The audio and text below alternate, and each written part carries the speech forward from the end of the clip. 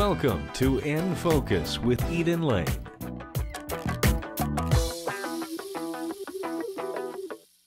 Later tonight, we'll bring you our visit with the Evergreen Players as they returned from Germany, where they brought their production of Parallel Lives. It was a great honor for this theater company. But we begin tonight with the national tour of West Side Story. Denver is the first stop for this company after a one-month hiatus. And we'll meet the Tony, Maria, and the dance captain. Well, welcome to Colorado. Welcome back to Colorado for you, and welcome to Colorado for the two of you. Thank you. Thank you. It's great to be here. And this is your first stop after you've been on a hiatus for an entire month. Yep. Correct. So it's like, it's not just the standard opening nights that you have on tour. This is kind of ramped up the stakes here for you a little bit. Absolutely, yeah. It's like reopening. Reopening. Yeah. With no rehearsal. With no rehearsal. Well, we're awfully delighted that you finally made it to Colorado. I had a chance to see this mounting of West Side Story on Broadway. You can't believe this production, this piece is 54 years old. What does it feel like for you, knowing that this was created so far before you were even born, to actually take on these iconic roles now? Well, I think with the reimagining of it, you kind of... I love that description, by the way, the reimagining of it, because yeah. it's not just a revival. Right, it's not. I mean, it's a lot rougher, it's a lot newer, and it's up to date, so you don't feel like you're doing an old piece of theater. Mm-hmm. I mean, it's a classic, and the music is old, beautiful Broadway music, but you don't feel like you're doing an old show. Yeah, I mean, they re-envisioned it so that it has like a timeless quality to it now. I mean, it's not really set in the 1950s. They want the audience to just feel like this could be any time, even though it's suggested that it's still the 50s, right? But it's not really set there. It allows you as an actor to have an insight into the character that's more in keeping with your own experience in that way. Absolutely. As an artist, right? Yeah, absolutely. And I mean, it's incredible to do this show because it's, I think, almost everyone's favorite show. Even people who don't necessarily love musical theater love this show. They know it, they love the music. So it's great to sing songs that everybody knows, and they just, you know, it's great. It's like the best musical. It's one of those sort of watermark moments in American musical theater, because you talked about it's not just singing old songs, but at the time this music came out, this wasn't old Broadway music. This was groundbreaking orchestral music and dance. This took ballet in a way that ballet had come to musical theater before, but not quite this way. So what is it like as you're approaching this piece, knowing that this was such an important moment in American musical theater, and you're actually, because you're doing it on the road, you're bringing it to a lot of people that this could be their first exposure to musical theater. What does that feel like to you? Don't screw it up. Yeah. Do you feel that responsibility from time to time? Yeah, I just think I have a lot of respect for the character and for the show and for the music. So I just, I really want to do it well, make sure that I sing it to the best of my ability, especially if it's the first time they see it. I want them to love the show. And if they're comparing it to the movie too, they already have a set idea. So you want to still have a bit of that, the West Side Story feel to it that they expect, but bring something new and exciting to it. So what were you able to find that was new for you as an actor and a singer in this piece? Well, I think because there's a Spanish added to this production, that helped me because I'm Puerto Rican. So it made it so easy for me to just step right into the character. I wasn't playing a cliched Latin girl. I mean, I actually could embody a real character. I was allowed to use the language that we actually speak. So it just makes it more real for me. That mindset is what really prompted this reimagining or a new vision of this show, because in real life, an immigrant population wouldn't only speak English among themselves. Yeah, my family, we speak Spanglish all the time, so it's like, this is the way we speak. And when you come to a place where a Latino culture has such a major presence like Colorado, you're able to draw in perhaps an audience that might not otherwise feel connected. Definitely. I think they got some of the jokes last night that some cities haven't. I was really happy. I'm like, hey, I understand what I'm saying. This is great. The same can be said for the dance, because it's still the original Jerome Robbins choreography. And dancers often, from any era that have tackled this piece, have often said he must have hated dancers because it's so difficult. How do you approach this work so that you're able to not just perform it yourself, but you're able to help the entire company keep it vital and alive and clean. Well, I think, excuse me, it's the same thing as within the acting in the scenes. It's about allowing yourself to bring your own experience to the piece and to the movement, because so much of the choreography is integrated into the storytelling. So the scene work and the dancing and the music are all married. There's this nice connection there. And so you have to be able to act the piece, you know what I mean, and act through the movement. And so whatever is going on in your life, you know, you can bring that to the movement, and that's what's great, because it makes it all individual, even though everyone's dancing the same steps together. You know, you can really keep your character alive in the dance numbers as well as the scenes. Even in contemporary musical theater that's most commercially successful, dance is often treated as something that's layered on. It's like the icing on the story. And you're right, this forwards the narrative of the piece. And that's why it was such a big groundbreaking thing in, you know, the 1950s, because it was the first time that Robbins did this. He made sure everything was combined and was one fluid piece, that each number furthered the story and furthered the plot. It wasn't just okay, now we're gonna stop and dance and look pretty. You know, it's something that it makes the overall essence of the show deeper. And much like with contemporary theater pieces, there isn't a dancer who dances and then singers who sing. The dancers that might be their core skill set, but they have to sing, and the singers who, I mean, with a master's degree in voice, that's been your focus, but you have to do a little dancing in this, but it grows out of your character. Yeah, that actually helps. And like when we first meet our meeting scene, we worked with Joy McNeely, the choreographer, and he helped us so much, because we were nervous, you know, oh, we have dance steps now. He said, no, this isn't dance steps. This is your moment. I mean, every moment you have when you first meet, feel the tension, feel the breath. It's with the scene, and it really helped, because now when we do it, we breathe in it, we're seeing each other. It's a very passionate moment, not just, okay, now we're cha-chaing to the right, we're cha-chaing to the left. We're doing something. There's a reason why I'm doing that, and it makes it so much more interesting. As long as it's motivated.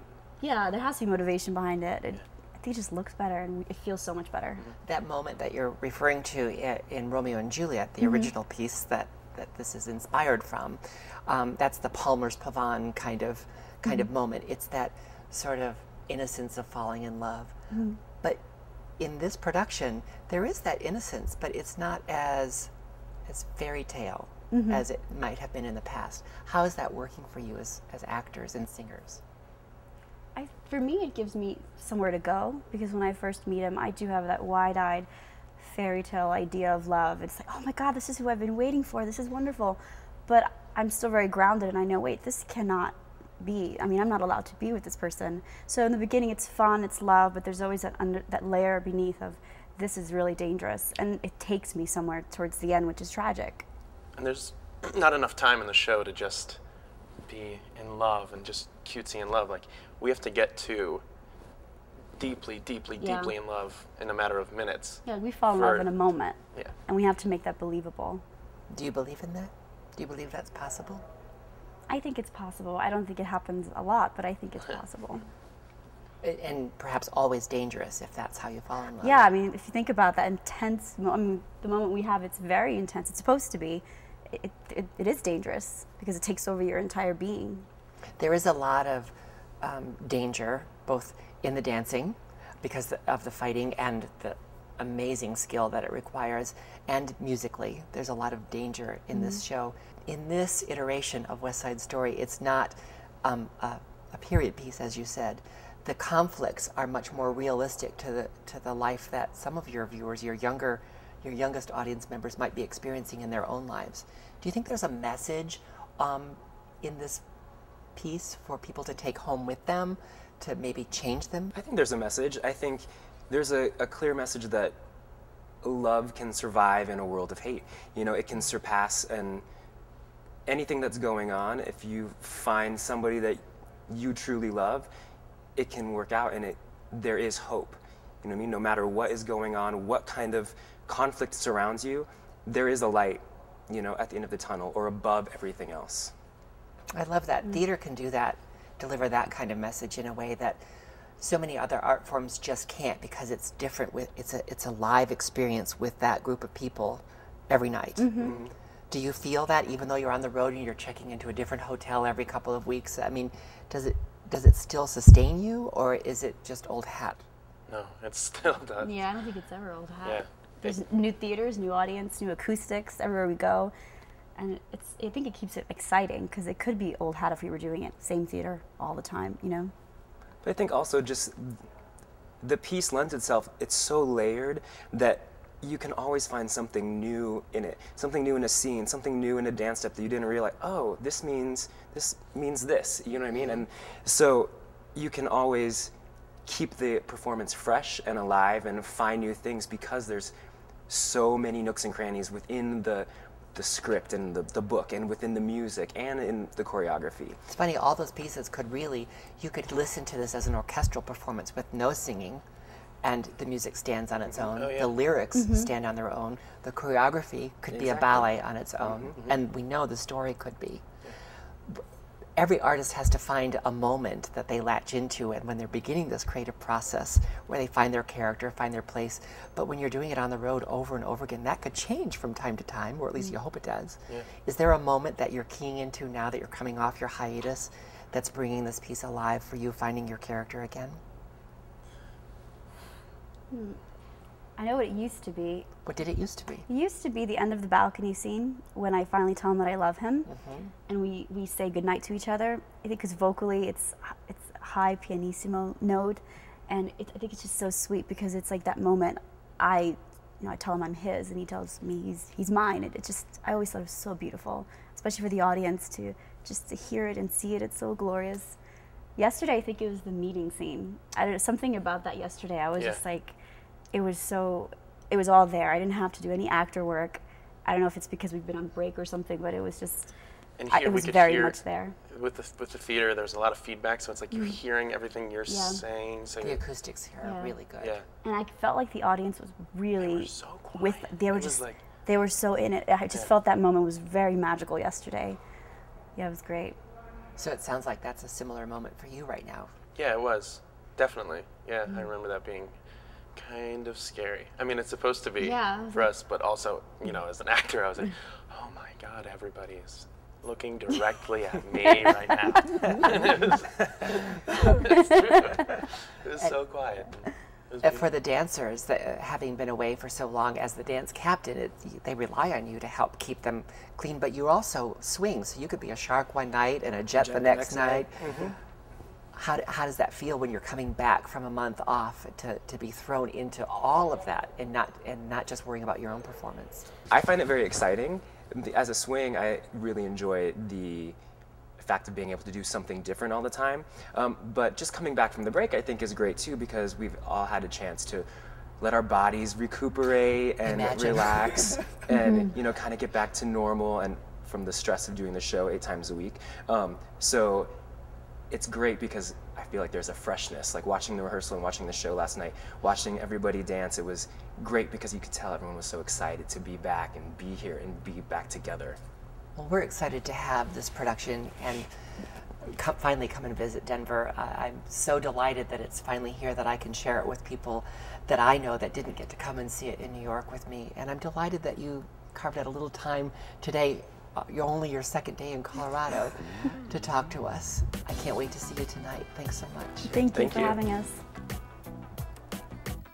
West Side Story plays the Buell Theater through January 1st. Visit denvercenter.org for more information. Now we go to Evergreen, Colorado, and I meet the Evergreen Players as they returned from Germany with their production of Parallel Lives. This honor was a wonderful way for the Evergreen Players to end their immensely successful production. This was my visit with the stars and director. So it's only been a few days, really, almost a week, since you've returned from Germany, where you got to bring your production from the Evergreen Players of Parallel Lives to Germany. How did that happen for the Evergreen Players? How did you even choose this play to begin with? Well, as part of the play selection committee, we were looking at plays, and we actually saw a production of this at another festival years back, and immediately said, wow, this is a great show, it's moving, it's funny, and it can really feature two very strong actresses. And I had seen the Kathy and Mo show in New York at the West Side Arts Theater, and I just wanted to do it, and I had two fabulous actresses in mind. Really? Who? And then I couldn't get them, so I ended up going with Lisa and Gail. No, Lisa and Gail, and it was a production made in heaven. And as far as, you know, we did the show here for a full run in Evergreen, and we ended up entering it into the Colorado Community Theater Coalition's festival. And it took all the honors, took every award, I believe, with maybe the exception of one. And we were honored enough to go on to a regional festival in Fort Collins. And from there, we took all the awards there, and we were honored enough to go on to a national production where all the regions competed against each other. And that's held where? That was in Rochester. I think it's upstate held in New York? Yes, upstate New York, and it's held in different places. At that festival is the one of the regions at the festival is the U.S. Armed Forces, and their region wanted to invite us to come do our play because they thought it would be the most entertaining and the best play to bring to their festival in Germany, in Heidelberg, Germany. And this was the only production from the States Absolutely. to be invited. That's right, the only production. So we felt we won the big prize, actually, you know, because we got that. And you've just returned from that. And we just returned from Germany about a week ago, and it was we were there for a week, and the production they treated us like gold. The production was a huge success with standing ovations, and it was just a thrill to do it in Germany. And now I want to do it again. I want to keep doing it. I want to rent another theater and keep doing it, you know? Do you both want to keep doing it as well, or just you've had enough of Parallel Lives for now? I go back and forth because, you know, there's a part of me that feels like we've done it and we should, you know, move on and do something new. But then, you know, we did that. Len and I did a show, a different show in September, and then came back to this, and it was a blast. It was like bringing, it was kind of like slipping into old comfy shoes, but with like new soles or something. So there were all kinds of new things to find still. So was that true for every one of those stops along that sort of festival circuit? I think so. I mean, I've never had an opportunity actually to come back to a show and I guess breathe new life into it. Usually you do a show, you run it, you're done, and that's it. And the runs in Colorado tend to be quite short. Exactly. Yeah. And it just keeps getting better. I feel like the show we did in Heidelberg was our best show. Absolutely. And so there's more. It's like I feel like we finally found some things. I went, oh, that's how that works. Right. You know. So yeah, now we're ready to open. Yes. You're ready to open all over again. It's only been 2 years. Yeah, it's only been 2 years of previews. Well, imagine how Kathy and Mo felt, because this was a long run in various forms for them also. Right, and when I bought the play, I looked at it and I saw the original, and then there was an addendum of like all these scenes that had been added in the last 10, 15 years, you know, and we picked and chose from some of those as well, from the original bunch of scenes. So they've really been adding to it as well. So in case someone isn't familiar with it, as we all are, tell me, what is Parallel Lives?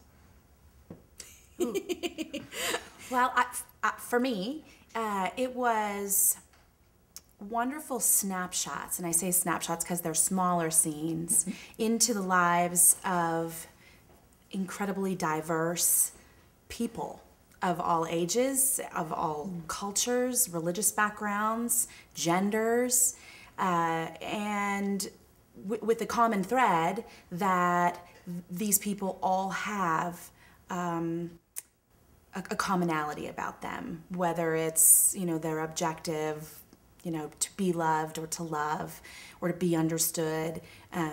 You can take these diverse characters and see that they're the same. They're truly the same. And it focuses on gender issues, and amazingly written in the mid to late 80s, that a lot of these issues are still relevant today. I mean, And when it was done in the 80s, they were surprised that it was still relevant from the 60s and 70s. Exactly. It's crazy. And the issues involve, you know, gender issues, gay and lesbian rights issues, and issues involving family, of sisters, and family relations, and anorexia, and bulimia, and all these different women's issues. And so, I mean, someone came up to us after the show in Heidelberg and said, I did not know there was a women's show like that that existed, that could speak to men and women and make everybody laugh, and was so poignant, but a show about women's issues, which it primarily is. So when you have that kind of success that keeps taking you to new levels and new places with the work that you began right here in Evergreen, Colorado, first of all, what does that feel like? I think for me, it was interesting. There were moments of surprise that it meant so much to so many people. That's true. You know, What surprised you about that? just that it meant a lot to us. We knew the show meant a lot to us. We knew it was entertaining. We knew people would be moved by it. But I think what has driven the success of the show is really that commonality that Gail and Lem were just talking about, that everybody sees people and relationships and history and values that they can relate to in one or more of the pieces in the show. And so Without being preached to. Right. So more than just a feeling that, hey, you've got a great show and we want it to go on to the next festival. I feel like the reason that we were invited to Heidelberg is because it's more than just a good show. It's a show that is written in a way that it just makes people feel very strongly. Yeah, it speaks to them, I think. And Well, that's the writing, but it's also attributable to the production that To grew the performances. out of this place. Yeah. we didn't screw Here it in up. Colorado. This is a theater that some people who love the theater may never even have taken the chance to come up and see. There are a lot of people in Evergreen who don't know this theater exists. I'm not kidding. My in-laws have lived here since 1989. I moved here from New York in the year 2000. And so what is that, 11 years later, they discovered it for the first time because we sought it out. And so that's just one example of, a couple in a community who weren't aware that they have this incredible little treasure in their own backyard. And we still find people come up to us and maybe they see a show for the first time and they just didn't have a clue. And it's really not that inaccessible. It's a charming little drive to get here. Yeah. Do you all live here in Evergreen? We happen to. We yes. do, yeah. But it's really, it's half an hour from here to. It's actually from downtown Denver, it's closer to come here than it is to go to Boulder. Yeah. And a lot of people don't realize that. And because I think there's a fear of coming up the hill. They think, even in the summer, I don't know why, but this fear that, that it's a mountain, so it's difficult. But it's just a straight shot up I-70, Evergreen Parkway, and then boom, downtown Evergreen, there's the theater. So you have taken this production that you began, you said almost 2 years ago? Mm-hmm. Yeah, it started January of 2010 almost and exactly opened. 2 years ago was our first rehearsal. 9. 9? We did January of 2010 was the run. So we started rehearsing in 09. That's October, true. November of That's 09. right. So that work has grown beyond what you planned for here at the Evergreen Players Oh yeah. Theater here in Evergreen, and you've taken it all the way to Germany. What do you think that says about the quality of theater available right here? I think, well, this is something I've been preaching for a while, but I'm impressed not just with the quality of theater in Evergreen, which is much, much more impressive than people know. I think It's professional grade theater. yeah, we've got some amazing theater happening up here. But in all of Denver, they're all over Denver, any given weekend, you can see countless quality shows. Good shows full of professional actors who could be working anywhere. I think we've got an amazing theater community in Colorado and in the Denver area. Well, and I think it speaks to the people in the community too. Not the actors necessarily, but those that live here. Evergreen especially is a very artistic community, full of live artists, painters and sculptors, and I think there's a respect and a need that they seek out to be fulfilled in an artistic way, and so that's exciting to me. And Denver, I think, is the same way. We very much revere and love arts, and that's so neat to be a part of that, to be able to offer, that and we go and see a lot of theater too. So Congratulations on all the success that you had with the run here in Evergreen and all the festivals. And thanks for making time to talk to us almost right when you got back from Germany. Congratulations. Thank you. Thank you. Thank you so much. To learn more about the Evergreen Players, visit their webpage, evergreenplayers.org. Next Friday, we'll bring you a special edition of In Focus looking back at some of your favorite stories from 2011. You'll have a chance to win a DVD from a Colorado filmmaker, some of your favorite segments from theater and dance, and a special look at our interview with Denver Post theater reporter and critic John Moore. In the new year, we'll continue covering Colorado's vibrant creative community, including impressive theater companies, world-class dance, and amazing musicians, a variety of visual artists, compelling writers, impressive filmmakers, designers, and so much more. With so much to offer, we'll be here to help you keep it in focus. In the new year, at a new time, Fridays at 7 p.m. on Colorado Public Television. That's all for this edition. Remember to join us on Facebook and Twitter. With all that Colorado has to offer, we're here to help you keep it in focus. Thanks for watching. Good night.